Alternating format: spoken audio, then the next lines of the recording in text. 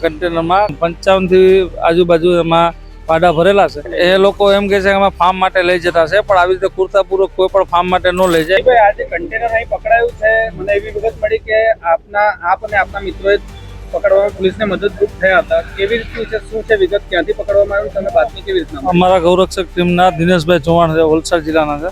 તેને બાતમી મળી હતી કે આ કન્ટેનરમાં કે કુર્તાપૂર્વક જીવ ભરેલા છે. એ રીતે અમે બગવાડા ટોલ નાકા વાપી બગવાડા ટોલ નાકા ઊભા હતા ત્યારે કન્ટેનર આવેલું. એ કન્ટેનર અમે ઊભું રાખી તે પછી અમે પોલીસને જાણ કરી. જેમાં તપાસ કરતા તેમાં 55 થી આજુબાજુ એમાં પાડા ભરેલા છે.